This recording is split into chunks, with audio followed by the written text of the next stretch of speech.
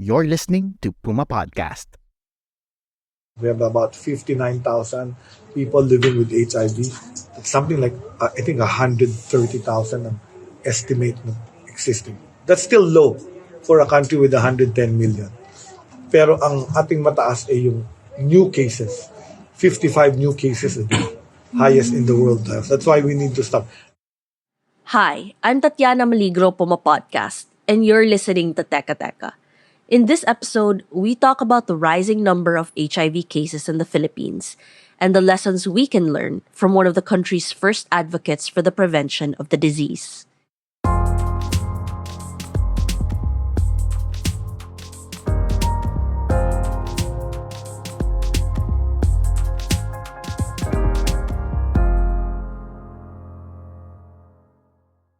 Health Secretary Ted Herbosa first sounded the alarm over the rising number of HIV cases in the country back in May. And he says the newer patients are now much younger. So yung HIV component, mataas talaga yung ating increase of new cases. And it's really the young people. The ones that are being diagnosed are 15 years old. Younger Filipinos weren't always the regular patients in HIV treatment hubs. Between 1984 and 1990, around 90% of the patients were women in their late 20s to early 30s, mostly commercial sex workers. And during this time, Dr. Juan Flavier was the sitting health secretary. He was the first to launch an anti-HIV campaign to prevent the spread of the virus. Juan's eldest son, Dr. John D. Flavier, remembers his dad wanted to tackle the root cause of the rising cases back then. Public health perspective niya, ang tendency ng mga very conservative na holier than thou personalities, ang tingin dapat is suppress at yung mga commercial sex workers na yan dapat i-ban at i-eject at itapon.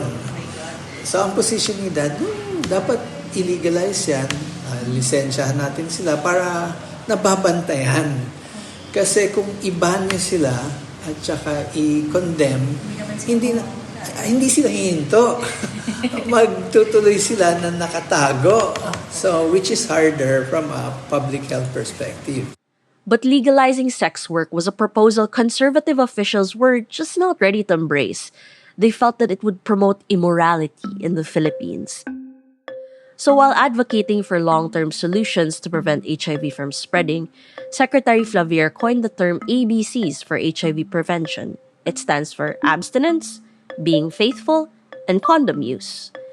This acronym is still being used by health workers today to promote the ways one can prevent contracting HIV. Doc John D even remembers his father bringing condoms around just in case someone asks for one. There was a group joining then President Ramos to Thailand. So yung presidential security would be going there.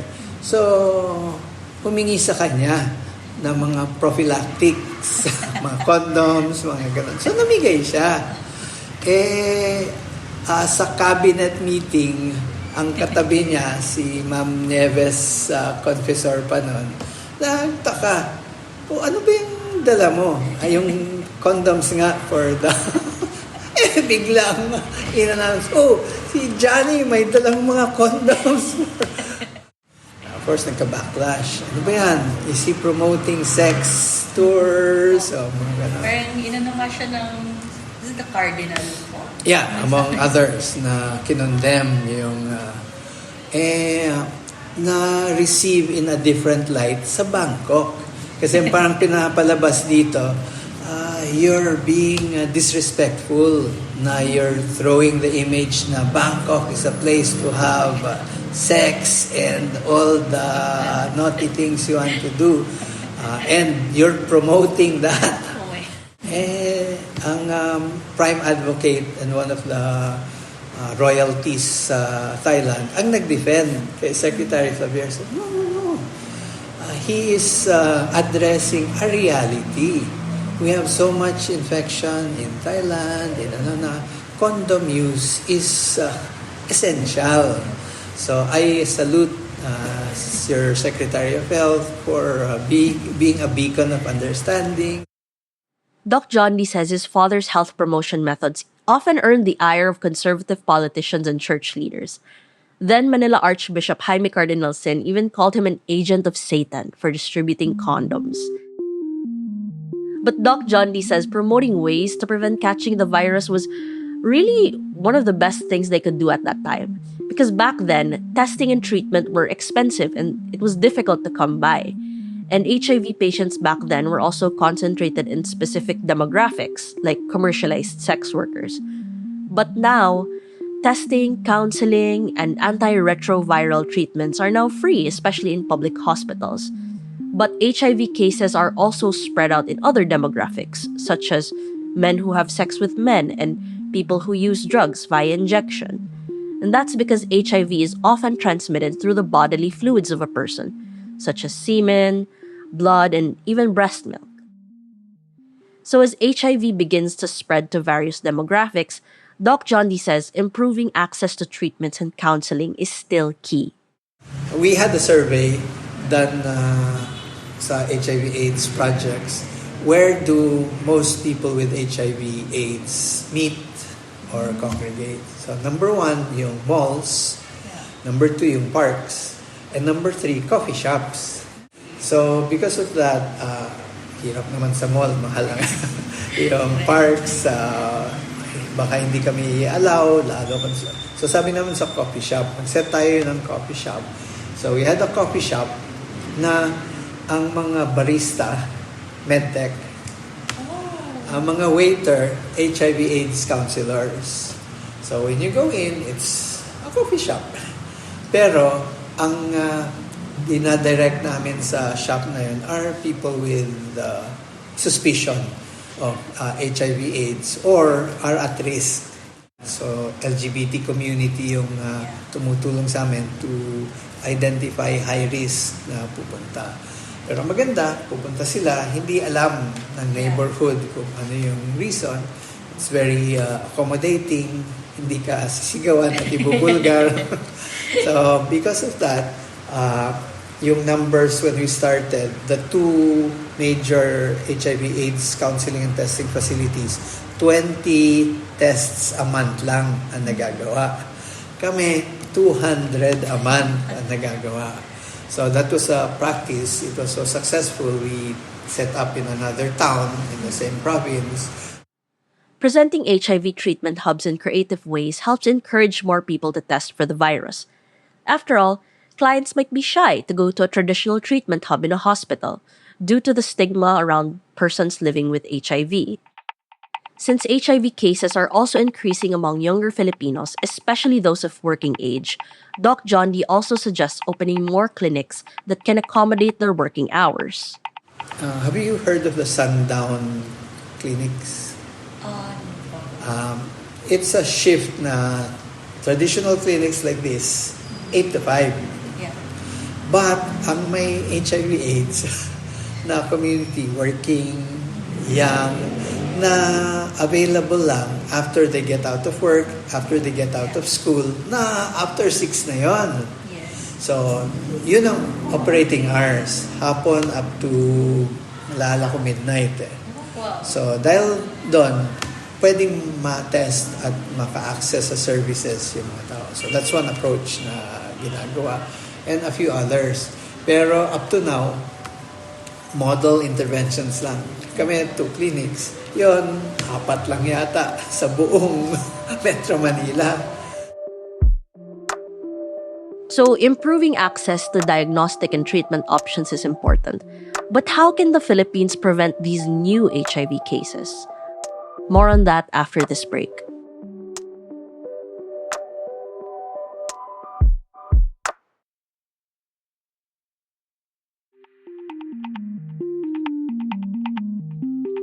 Now, if there's one thing Doc Johnny Flavier's dad, the late Health Secretary Juan Flavier, was good at, it was creating public health campaigns.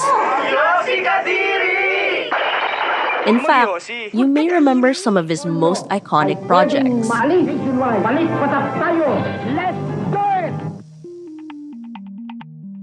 Secretary Flavier is often remembered for his great wit and ability to effectively communicate with the public. Doc John D. fondly remembers how his dad would watch afternoon telenovelas to connect with the public. During that time when those telenovelas, Minora were so popular, yun ang pinapanood niya. So kami, ang tingin namin, Dad naman, kagagaling namin sa school, gusto namin manood. Hindi kami makapanood kasi isa lang TV namin. So, pero later, nung ako na yung mas matanda, yung pinaliwanag niya, you want to talk to people, you have to understand what words they use, what TV shows they watch. So, sa telenovela, yung isang example na binigay niya sa akin, si Marimar, yung bida, merong aso. Si Pulgoso yata, Pulgoso or something.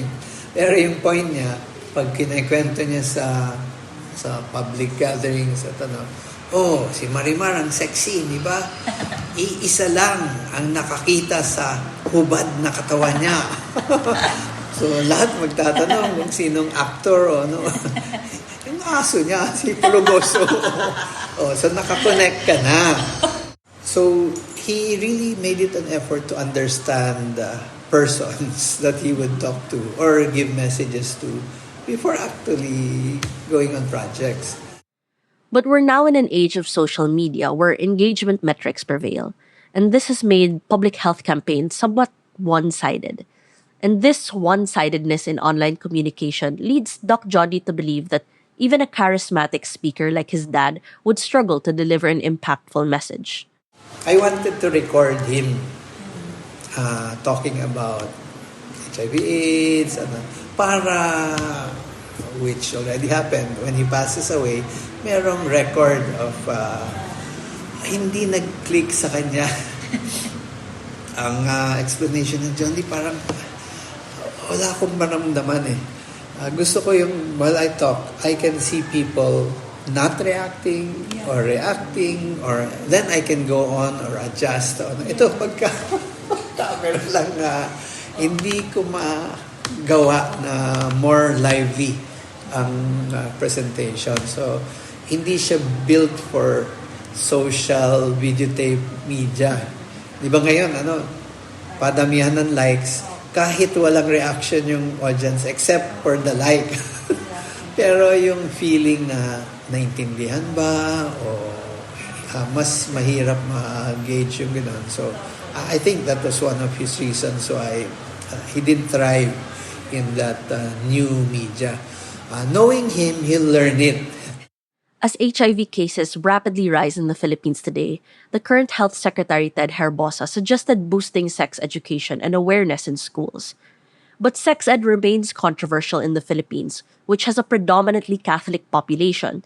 And even after the Reproductive Health Act was passed in 2012, it took the Education Department 5 years to issue guidelines for a comprehensive sexuality curriculum. And even then, sex ed still faces resistance from some school administrators who are unwilling to adopt these in their own schools.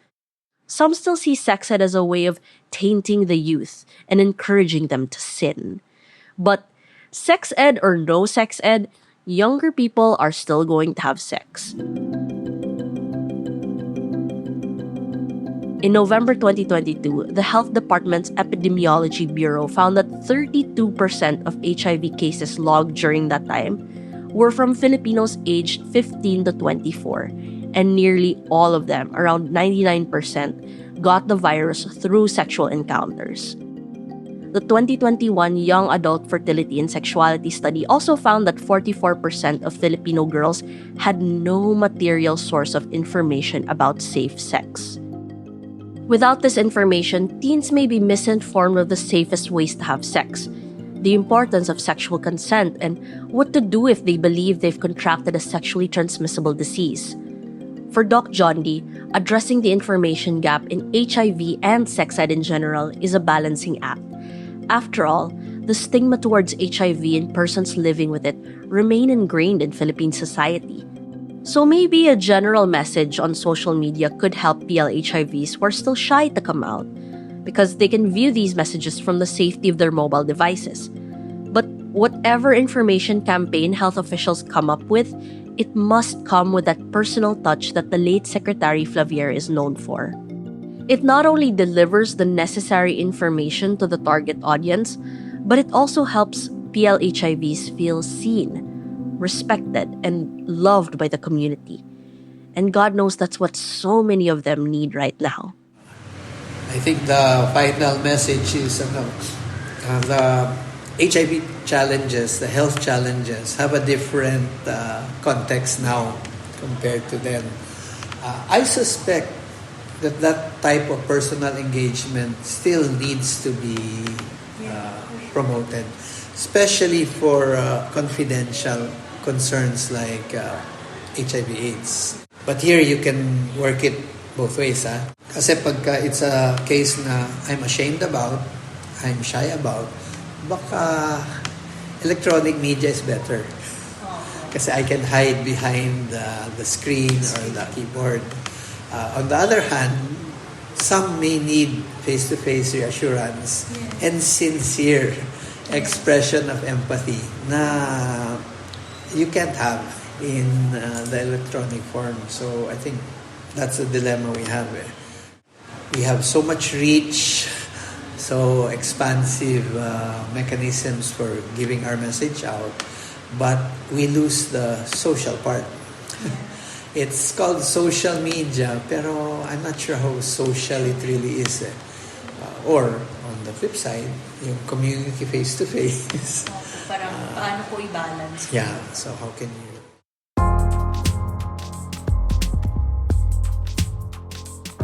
And that was today's episode of Teka Teka. For over 30 years, Filipino healthcare providers have employed creative approaches to provide patients with the safe space that they need to get tested and treated for HIV. These safe spaces are important because, despite the stigma and the taboo, people are still going to have sex. And there isn't enough reliable information out there that allows the youth to make informed and safe choices. All in all, HIV is a silent epidemic that continues to spread across younger demographics, and we need to be spreading as much credible information and improving access to testing and treatment. And part of this requires us to advocate for these interventions louder than the conservative voices who are trying to prevent these from materializing. When I was doing research for this episode, I realized that we also need to give space for the narratives of persons living with HIV in the Philippines in order to humanize the statistics we discuss here. So stay tuned for part 2 next week as we highlight the stories of PLHIVs in the Philippines. It would also be great if you shared this episode to anyone you know who wants to learn more about HIV and its prevention. Again, I'm Tatiana Maligro. This episode was edited by Pidoy Blanco.